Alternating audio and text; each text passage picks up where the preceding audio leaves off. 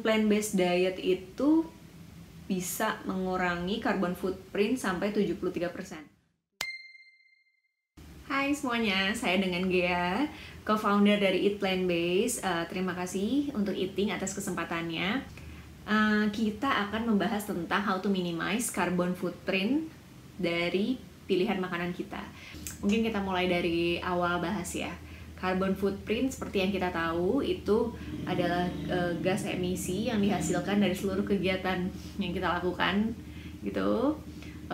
Tapi sekarang banyak juga istilah jadinya dipelesetin sedikit jadi carbon footprint, jadi carbon footprint yang artinya carbon footprint sendiri ini adalah gas emisi yang dihasilkan dari kegiatan industri makanan dari awal produksinya hingga bisa tersantap oleh kita di meja makan, yang ternyata kontribusinya cukup besar, yaitu 1/4 dari total gas emisi yang dihasilkan. Dari jumlah yang besar itu tentunya kontribusinya menjadi cukup besar juga untuk climate change dan global warming in general. Padahal ternyata kita semua bisa sama-sama bantu untuk sedikit atau banyak mengurangi produksi gas emisi yang dihasilkan dari industri makanan itu dengan beberapa cara. Yang pertama kita bisa lakukan adalah dengan memakan makanan yang fresh, yang segar, yang minim proses. Ketika minim proses, dia juga akan minim proses di dalamnya untuk menjadi sebuah makanan yang bisa mengurangi gas emisi di situ. Dan yang kedua, kita bisa bantu dengan eat responsibly dan shop responsibly juga. Jangan segala dibeli yang jadinya nggak kemasak, nggak kemakan, dan jadi food waste. Karena food waste itu cukup lumayan nyumbang juga carbon footprint sebenarnya. Kalau nggak salah saya baca tuh sekitar 8% gitu. Kayak sayang juga, satu, food waste jadinya sampah, mubazir, berkontribusi juga naikin carbon footprint, kayak buat apa kan? Jadi makan secukupnya aja. Nah yang ketiga adalah empty plate, membiasakan diri untuk mengosongkan piring. Lagi-lagi untuk apa? Untuk food waste, mengurangi food waste yang bisa mempengaruhi juga jumlah carbon footprint. Pada prinsipnya ngapain juga buang-buang makanan ya kan? Banyak orang yang nggak bisa makan, jadi kalau bisa kita kosongin piring kita, apa yang kita makan, apa yang kita ambil, kita makan dengan baik dan dihabiskan gitu. Dan yang keempat juga composting, itu juga bisa membantu. Dan yang terakhir dan yang penting untuk disampaikan juga adalah mencoba untuk menjalani plant-based diet. Mungkin teman-teman di sini belum tahu apa itu plant-based diet, atau mungkin udah banyak yang tahu, tapi saya mau coba jelaskan kembali ya. Plant-based diet itu sendiri adalah pola makan nabati, pola makan yang lebih condong untuk memakan makanan nabati. Dan plant-based diet itu sebenarnya jenisnya ada beberapa. Kita start dari yang paling awal kali ya. Mungkin yang teman-teman suka dengar ada vegan, ada vegetarian, ada juga istilahnya pescatarian, ada lacto-ovo vegetarian, ada flexitarian juga, dan lain-lain. Jadi ada banyak jenis plant-based diet sebenarnya. Ada yang benar-benar strict hanya makan makanan yang berasal dari tumbuhan aja, ada juga yang makan tumbuhan plus ikan aja kayak teman-teman yang pescatarian, atau ada juga yang masih makan telur dan susu kayak teman-teman yang vegetarian. Apapun itu sebenarnya tujuannya to eat more plants aja, untuk bisa lebih banyak makan sayur. Untuk di sini saya sampaikan. Dan banyak juga yang masih suka bingung bedanya plant-based diet dan plant-based food. Plant-based diet itu pola makannya, yang tadi saya bilang ada beberapa jenis tipe diet di dalamnya. Kalau plant-based food itu ya makanannya. Kalau plant-based food ya, kalau ada yang mengklaim makanannya adalah plant-based food, ya itu harus artinya murni berbasis tanaman. Nah, plant-based diet ini menjadi sangat menarik karena ternyata bukan tentang urusan makanan aja, tapi kaitannya ternyata sangat erat juga dengan isu lingkungan gitu. Sebuah studi di Oxford bahkan menyatakan bahwa plant-based diet itu bisa mengurangi carbon footprint sampai 73%. 73%. Ini tuh bukan angka yang sedikit, hanya karena switch makanan kita bayangin, cuma karena tentang makanan kita bisa bantu contribute ke environment segitunya. That's why ini menjadi menarik. Studi terkini juga di tahun 2022, boleh dicek sama teman-teman juga, ada yang bilang bisa sampai mengurangi sampai 61% gitu. Dan kenapa bisa kayak gitu? Sebenarnya ini simple, ini sebenarnya matematika simple doang sih. Lebih ke karena penggunaan airnya juga yang secara matematis memang jauh lebih efisien dan efektif untuk makanan-makanan plant-based dibandingkan yang tidak plant-based, dari penggunaan airnya dan juga dari gas emisi yang dihasilkan gitu. Let's say ini kita pakai satuan US ya.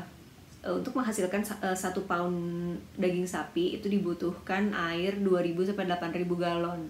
1 pound itu cuma setengah kilo kurang, dan 1 galon US itu kira-kira 3,7 liter. Segitu banyaknya air yang dibutuhin hanya untuk mendapatkan daging kurang dari setengah kilo. Let's say kita coba bandingkan dengan tahu. Ketika 1 pound tahu itu ternyata hanya membutuhkan sekitar 300 galon air aja. Itu baru dari tentang air. Belum lagi dari gas emisi rumah kaca yang bisa berkurang karena kita switch ke plant-based diet. By research itu bisa sampai 49%-an. By research juga mengatakan bahwa peternakan sapi merupakan penyumbang gas metan terbesar, yang mana merupakan salah satu gas penyumbang global warming terbesar juga. That's why kalau kita bisa mengurangi mungkin akan sangat membantu. Deforestasi juga pastinya. Peternakan, hewan-hewan ternak membutuhkan makanan, membutuhkan pakan ternak. Banyak hutan-hutan yang dibuka hanya untuk menjadi ladang pakan hewan ternak gitu.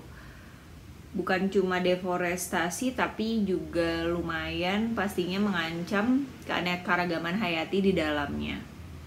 Belum lagi limbah-limbah yang dihasilkan dari industri pangan itu sendiri gitu. Jadi banyaklah kompleks dampak yang dihasilkan dari industri makanan ini, sehingga plant-based diet bisa jadi solusi mudah ya, sebenarnya yang bisa kita lakuin untuk bisa do something untuk bumi kita sebenarnya.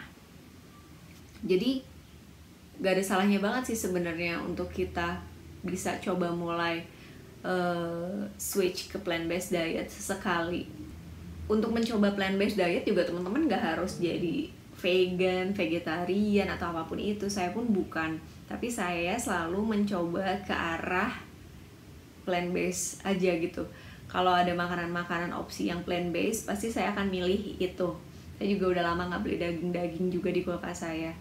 Teman-teman bisa mulai dengan mencoba hal-hal simple seperti join international campaign di setiap hari Senin, yaitu Meatless Monday. Meatless Monday itu adalah gerakan gak makan daging-dagingan selama 1 hari aja di hari Senin. Dan itu international campaign yang banyak banget orang join sedunia. Sampai artis-artis kayak Chris Martin, Beyonce, Paul McCartney, Billie Eilish, segala macam juga ikutan Meatless Monday. So it's a cool campaign untuk teman-teman bisa coba di situ. Untuk join meatless dulu deh gitu. Mungkin secara bertahap bisa tuh mulai seminggu beberapa kali dan lain-lain. Itu teman-teman yang atur aja sih sebenarnya. Yang penting intinya kita mau coba to eat more plants-nya aja dulu gitu kan. Dan sebenarnya to eat more plants di Indonesia itu juga gampang kan, karena basically kita kan makanannya banyak tuh, kayak gado-gado, karedok, lotek, ketoprak juga sebenarnya mostly plant based gitu isinya kan. Bisa dicoba, bisa jadi alternatif itu. Bahkan sebenarnya di pandemi ini tuh plant based diet tuh sangat menarik juga, karena bukan tentang isu lingkungan yang bisa teratasi salah satunya, atau bukan tentang health benefitnya yang udah pasti banyak. Temen-temen bisa baca deh health benefit dari join plant-based diet. Tapi di pandemi yang serba sulit ini sebenarnya plant-based diet itu jalan menuju ngirit sih menurut saya. Secara ekonomi gitu, makanan-makanan plant-based itu kan murah-murah ya sebenarnya. Tahu, tempe banyak di pasar, segala macam, sayur-sayuran.